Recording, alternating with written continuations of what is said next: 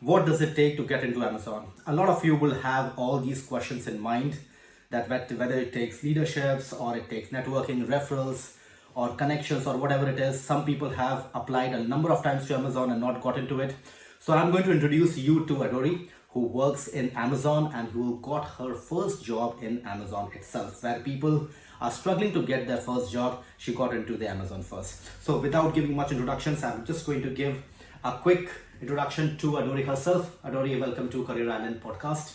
Thank you so much, Raghav. I am Adori and I have been working with Amazon for the last 4 years now. I started as a business analyst intern and now I work as a senior business analyst in just 4 years. I had one of the fastest promotions from a business analyst to a senior business analyst, and I'm so glad to be here because I'm also working as a mentor in Career Ireland. So this is a great platform to be at. All right. So, Adori, the first question that people have always in the mind, that people apply a lot many times in Amazon, doesn't get interview calls or something. What is your take into it? What does people need to do in order to get the CV shortlisted in Amazon? What does Amazon looks at the CV? Okay, one very important thing is that I think people end up adding too many things into their CV, which is not necessary. Ensure that whatever you are writing in your CVs tells you the starting, the beginning, and the main result, your metric at the end. It does not, you don't have to write 100 long sentences about your project. Be concise, be up to the point, and always have a metric attached to it. Be it any type of savings you've done, any type of growth, always metrics is a big part of it. Along with it, Amazon also looks at a lot of things what you do outside apart from your job opportunities. So ensure that it is not only about your education or it is not only about your experience. Also externally, what you do is also considered a lot in Amazon. Absolutely, Adori. And I would just like to add a small part into it, that if you're writing a CV, especially for Amazon or some big companies on that, utilize a formula which is called as responsibilities plus results is equal to impact.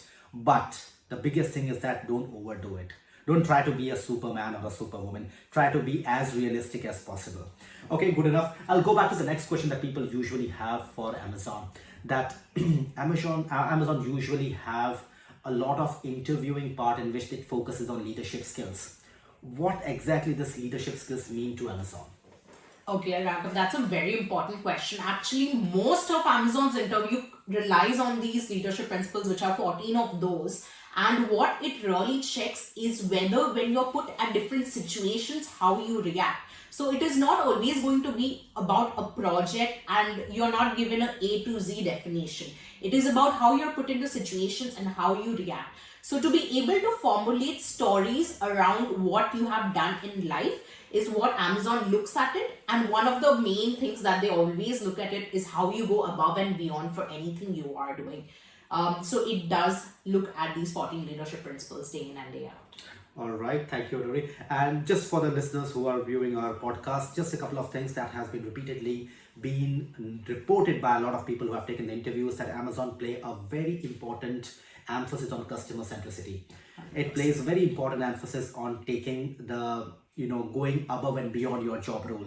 It takes a lot of importance in terms of working in teams and taking harsh decisions which may not be liked by others, but which is needed to do on. So that is something very important. You show up all these examples. One quick thing, Adori, I also want to ask is that Amazon provides a guideline to how to crack the interviews. Yes. It provides all the things that what is expected from the interviewees, and what kind of methodology they need to give the answers. Do you think that the STAR methodology that Amazon provides to give for the interviewees to give the answers, STAR methodology, those who don't understand it, is situation, task, action, and results. So most of the good companies, they look forward for the answers on these parameters only. So when Amazon asks for STAR methods, is this something that they only look for a STAR method, or they can give the answers in any other format as well? So of course you can give answers in any other format, but it is preferred to talk in STAR methodology because then even the interviewer is being able to assess rightly on how you have been able to make your stories more concise. And what STAR methodology gives you is the ability to really understand how a situation was developed and what exact impact or the results that are given. So this actually, more than the interviewer, it also helps the interviewee to be able to formulate all the answers and being able to really rightly put it into words. And it just doesn't end in interviews. If you are in Amazon, STAR methodology is used in writing papers to giving every answers even later on. So yeah, it is a great methodology, I would say. All right, good. That's good to know. The only thing that I would say to all the viewers is that instant gratification is a psychological aspect for a lot of interviewers and interviews as well.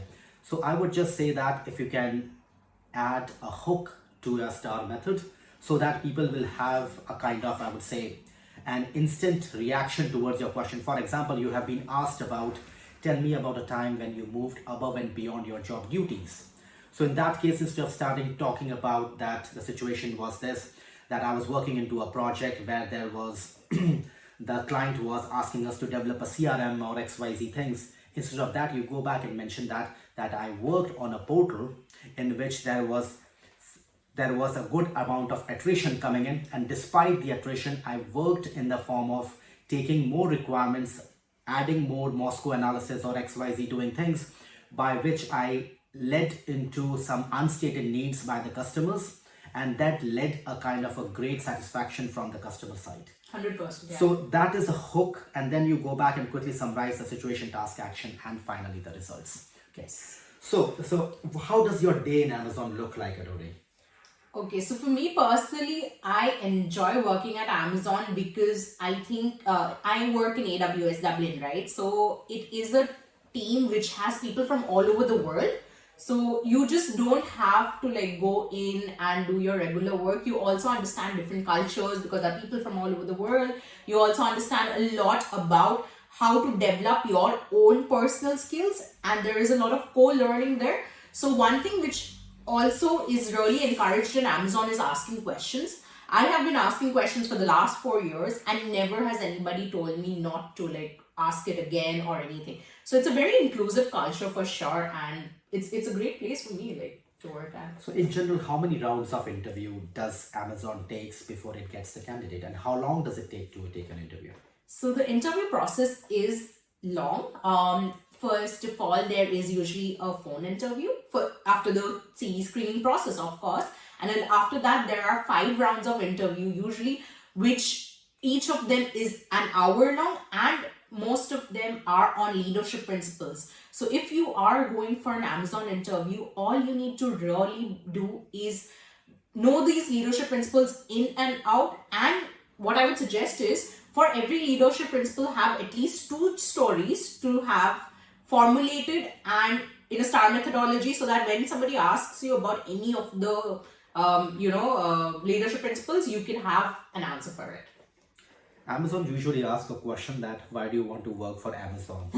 What was your reason? I'm not going to say that what should people answer that question, but what was your reason for working for Amazon? And guys, you may take some insights out of that as well. Okay, so what was your reason for getting into Amazon? Personally, for me, it was a very role fit and company fit job profile, because I work as a business analyst, and this was the job role I was really looking for because it does complement with my personality. I like to do a lot of stakeholder management as well as analytics. So what did I talk about when they asked me why Amazon, was about my fit in the role and my fit into how Amazon really also helps you accelerate. And even though I might be one of the younger people in the team, it never sees you in a way that you are not given enough opportunities. So I did tell them about all of these things, and I think definitely the main part was me explaining about how I am a good fit to being a business analyst.